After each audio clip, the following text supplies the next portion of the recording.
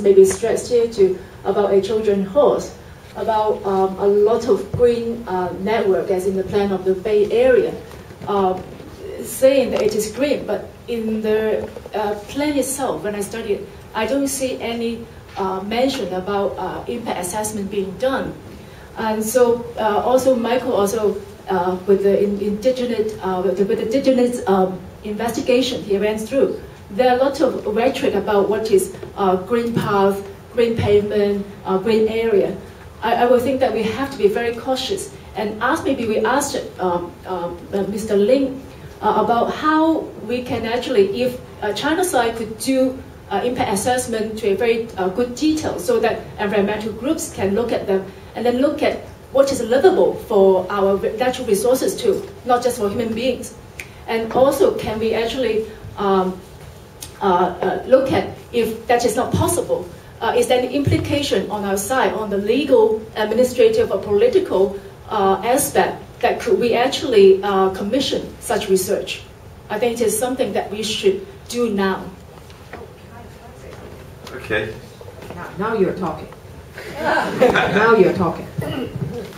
It is essential if Hong Kong wants to participate, because I mean, in terms of participating, there's the formal process, which I definitely encourage everybody to write in. And you write in and say, you know, all these things that you think are missing, so that it's on the record. These are all going to be official documents that they've received. They got to deal with it, even in the most cursory way. I think it's worth it. Secondly is, if Hong Kong truly cares about these sorts of things, fund studies yourself. Who's going to pay? Government is not going to pay. They'll do whatever it is that they're going to do. And that's a political decision, that's an administrative decision, whatever, right? We are going to have to pay as citizens. And this is really an important part of the civic message. If we believe in this kind of work for such a wealthy city, why aren't people funding? You can fund more than one study. If you can think about, you know, how we can actually put something on the table and say these are alternative ideas, then you can have a vigorous discussion with people on the other side. You know, just rejecting their process and say this is not good enough, it's not going to do it. Okay, so how can we go and fundraise in the community to expand the capacity of civic action in Hong Kong to really have the kind of 对话, the kind of dialogue we need to have.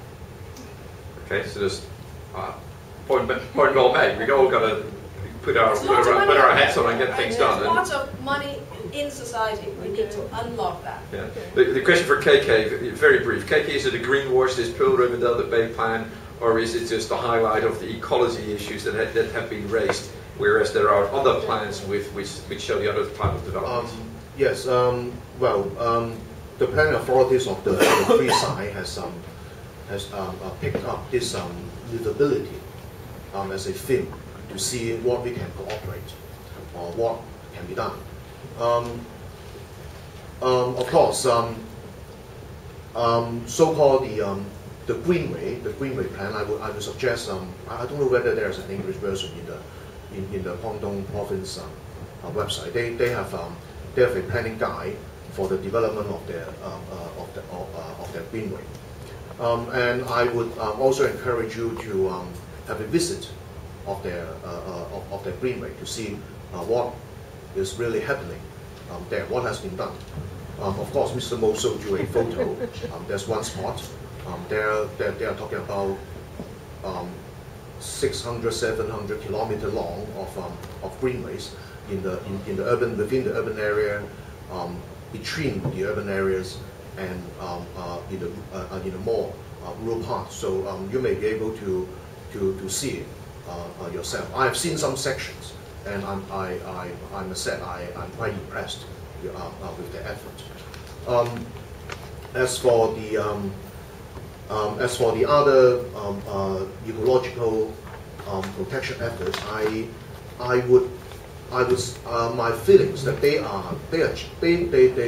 genuinely want to do something good, because they fully realize that in the past 3 decades, during the very rapid process of urbanization and industrialization, well, on one hand they achieve a lot in economic development, but there are also a lot of problems. with the environment and ecology, and they are finding their way to make good this week. And I believe not only the community of Hong Kong, indeed all the other countries, experts in other countries, they may have make a contribution to exchange with them the experience on how to do better things on environmental protection and protection of the ecological system. I see Mr. Dr. Yip. On the actual reaction, I'm not that optimistic on this kind of sort of greenway rule, although I haven't studied the details. But as far as I understand from some of the mentality of the local government, that is just part of the sort of element of city branding for them. So it is good for economic development. I mean, that is something worth investing. Well, otherwise, I'm skeptical whether they will do something so-called like the government in Hong Kong or in other more advanced countries, that they will put aside economic development or in expenses of economic development to develop this kind of greenway or sort of rule. And also, I want to also add something about public consultation, because recently I did some case studies of that public consultation in Guangdong. So it was a little bit disappointing in a way that not only they control those who participate in the public consultation. I paid a formal visit to the People's Congress of Guangdong Province, and I deliberately asked some specific consultation process they have. But of course, they only have some official answers. But of course, I asked them whether you have some output of the results of that public consultation. And to my surprise, negative. There's nothing on who have been participated in the consultation, what views they have expressed, and what views they have organized to give it to the public. No. And I also asked whether they have a plan to make it more public, because the public participate. I mean, they have the right to know what have been raised, what have been discussed, what are the consensus, what are the reservations. But of course, the official answer is no, they will think about that. But there's no concrete plan in doing that. So I just query what kind of public consultation it is. Okay. Well, if you take Christine's suggestion, is that becomes a letter from you to the consultation specifically. But maybe we should ask Ralph on this issue.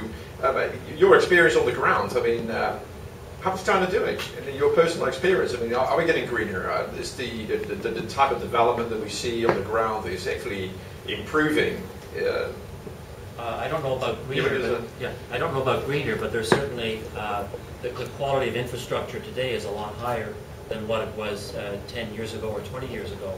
I guess a lot of how the infrastructure is going to develop is going to depend on what the citizens feel is important for them. What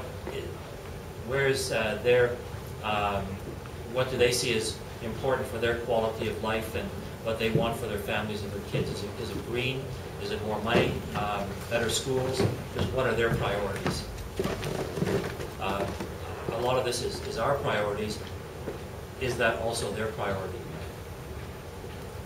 Yeah, I'm a little bit skeptical about planning and real life. And I heard that every person, single person of any age, should move at least half an hour in green.